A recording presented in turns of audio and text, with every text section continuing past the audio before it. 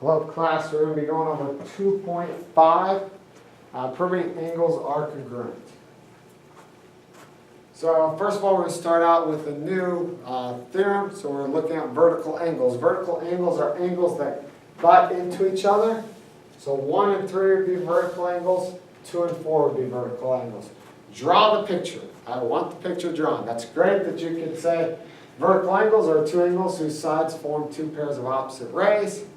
What's more important is that you're going to see this a lot. You're going to see it throughout all chapters, and we're going to use it to prove triangles are congruent. So vertical angles, 2 and 4, 1 and 3. Adjacent angles. Adjacent angles just means next to, angles that are next to one another. So it could be like this, 1 and 2. It could be here, 1 and 2. Those are adjacent angles, just being next to each other. They share a vertex point, a common point. Complementary angles add up to 90 degrees. Supplementary angles add up to 180 degrees. So 50 plus 40, they don't have to be touching. We just know that they're complementary because 50 plus 40 is 90. 3 plus 4, they give you a straight line. So it's 180 degrees supplementary. Or you could add together. Again, supplementary. So, if we want to go through and we want to identify complementary angles, if we remember, complementary angles are angles that add up to 90 degrees. So right here, this is 90 degrees here. To get a straight line, we know that this other side is 90. So 2 and 3 would be complementary angles. Supplementary angles add up to 180. So we'd have 4 and 5 would be that. Vertical angles, all right, remember they butt heads. So the only ones that do that, they're congruent, would be 3 and 5. Adjacent angles are just angles that are next to each other. So you could say 3 and 4. You could say 2 and 3. You could say 4 and 5. You could say 1 and 5. So those are just a few of them that work. I didn't list them all. So as we go through, we want to prove that these are true. So we're going to go through a couple proofs before we go. So a couple things.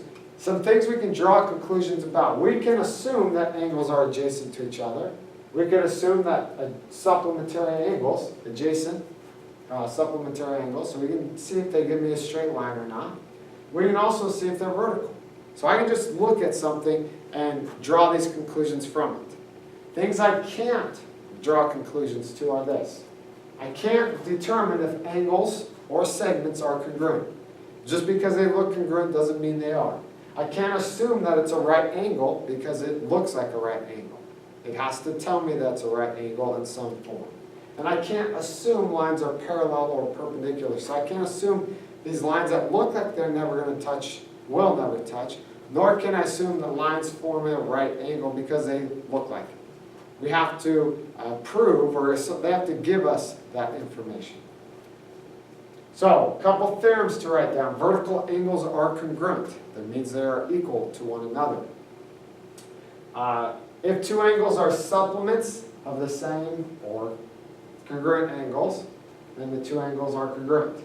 So, we'll go through some pictures, or we'll kind of write that down as a class. We'll go through exactly what that means.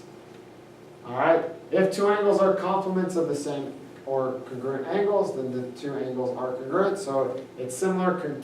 Complements means they're at 90 degrees. All right. All right angles are congruent. And if two angles are congruent and supplementary, each is a right angle. So if we have two right angles, they're equal to one another, then they add up to 180 degrees. So they're supplementary. So we're going to go through a proof. How can I prove that angles 1 and angle 2 are equal to one another? So how can I prove? So these are vertical angles. We said that they should be equal to one another. Now we want to prove, how do I know that they're equal to one another?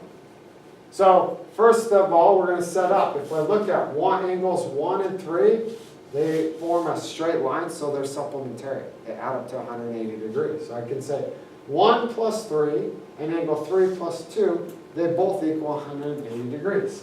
So that's the first thing. If I add them up, I get 180 degrees. Now we're going to go through, look at it. 180 degrees equals 2 plus 3. 180 degrees equals 1 plus 3. So we're going to do substitution. So instead of this 180 degrees, 180 degrees equals 2 plus 3. So I plug that in, 2 plus 3. Now, what do you notice about this? You have angle 3, you have angle 3 on both sides. So we can cancel it off by subtracting it. So it cancels off, and what do we find? Angle 1 equals angle 2. So we proved, therefore, that angle 1 equals angle 2. Next, we wanted to, angle 1 and angle 2 are supplementary, angle 3 and angle 2 are supplementary. We want to prove that angle 1 and angle 3. So this is the one we talked about if we have, we go through it. So supplementary means they add up to at 180 degrees. So angle 1 and angle 2 equals 180 degrees. 3 and 2 equals 180 degrees. By substitution, so this is just like the proof you saw before. It's by proving, so we can say 1 and 2 is equal to 3 and 4, or 3 and 2. Now what do you notice? You have 2 on both sides, so we can subtract 2 from both sides, and what we get is angle 1 equals angle 3.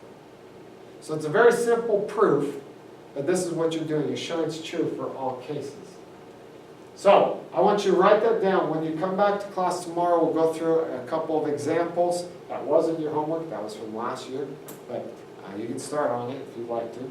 But come to class tomorrow with these notes all taken, proofs and everything, and then we'll go through some examples as a class, and then go from there.